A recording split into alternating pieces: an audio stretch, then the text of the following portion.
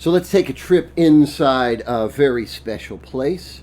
That place is Avengers Mansion, where Thor, Captain America, and She-Hulk are hard at work when they are surprised by a blinding flash of light and a sound that means somebody has teleported into the room. Who could it possibly be?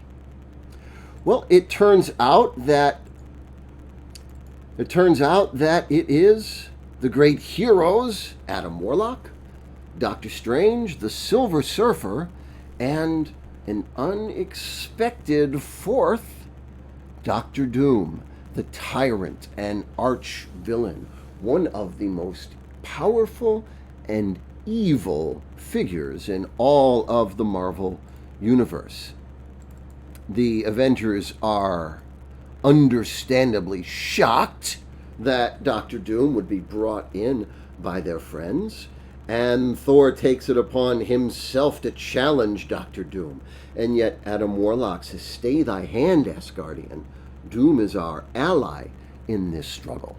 Thor is quite skeptical. Why on earth would you ally yourself with someone who is almost a walking incarnation of evil, someone like Victor Von Doom? And yet Warlock's not alone in vouching for him. Doctor Strange also vouches for Doctor Doom. Why on earth is Doctor Doom here?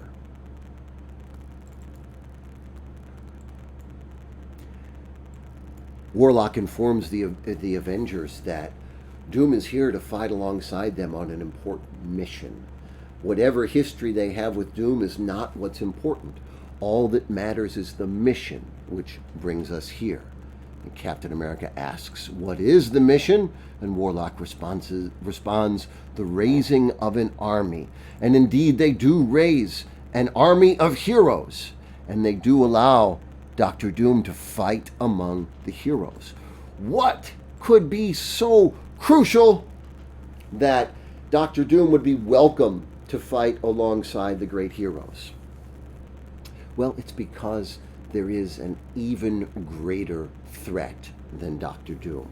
And it's a threat that even if you didn't grow up in the 90s reading Marvel Comics, especially reading the Infinity Gauntlet and its sequels, the Infinity War, the Infinity Crusade, stories that really shaped me from my childhood on, stories I've read dozens, if not hundreds of times, Jim Starlin's masterpiece from the 90s. Even if you didn't read those comics, you know the story, because the Infinity Gauntlet is the story behind the story that inspired the first 20 or so movies in the Marvel Cinematic Universe. So you know that the threat is Thanos of Titan, and that Thanos has gained supreme power with the Infinity Gauntlet, and he's already slaughtered with a snap of his fingers. He's slaughtered half of the living beings in all of the universe. That is a crisis so grave that the heroes are willing to set aside their differences, as important as those differences are, with even someone like Doctor Doom. Because in the Thanos crisis, in the Infinity War, although in the comics the Infinity War was the sequel to the Infinity Gauntlet, but in what we've come to know as the Infinity War, the stakes are so grave that every hand is needed to resist Thanos. Why am I talking about Thanos in the Infinity Gauntlet, other than that it's an awesome story?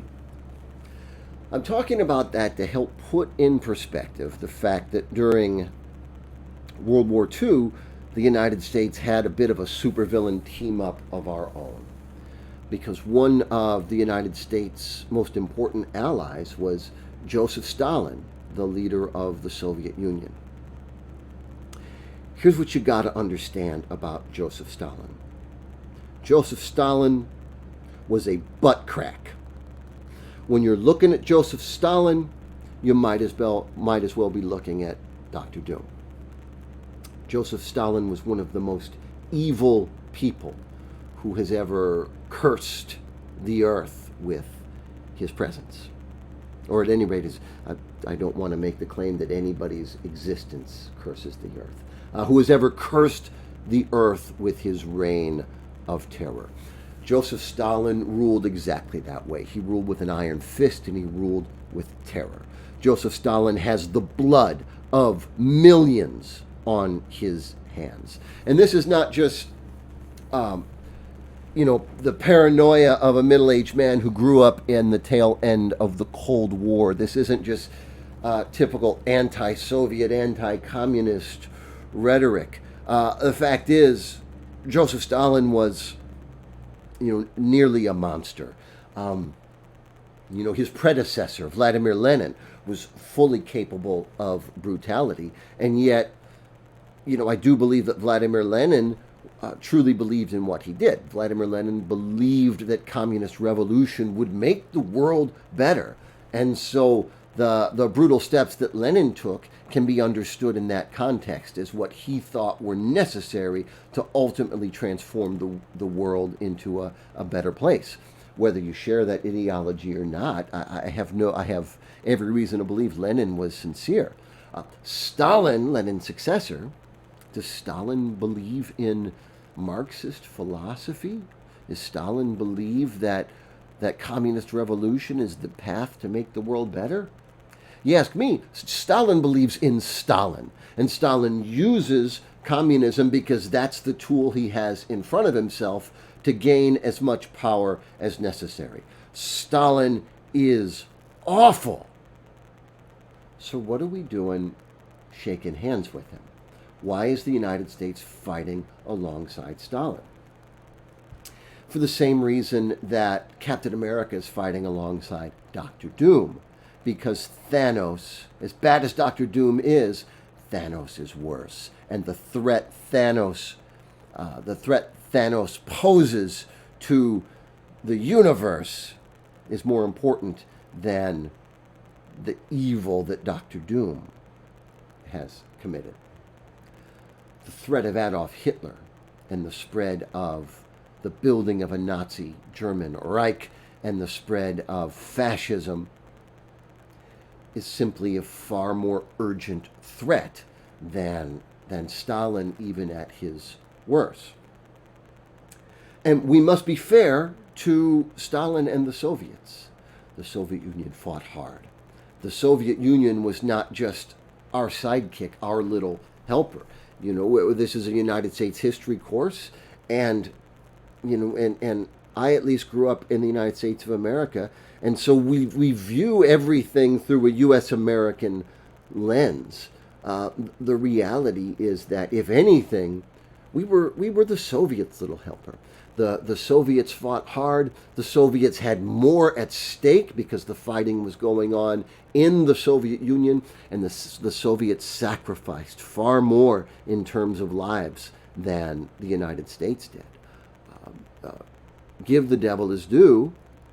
Joseph Stalin deserves a lot of the credit for the eventual, spoiler alert, the eventual defeat of Adolf Hitler.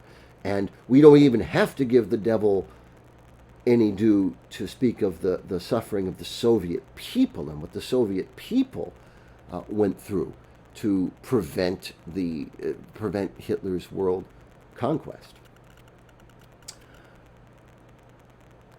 When the heroes fight alongside Doctor Doom, however, they've always got to keep their eye on them. Because what's going to happen? What is inevitably going to happen when Doctor Doom fights alongside the good guys? This is inevitably going to happen. Doom is going to make his power grab. It's not successful in the case of the Infinity Gauntlet. But we've also got to, the United States also has to keep an eye on Joseph Stalin, because as soon as the emergency of Hitler is out of the way, Stalin's going to make his power play. And that power play is the story of the beginning of the Cold War, which we're getting a little ahead of ourselves, but that's what's coming next.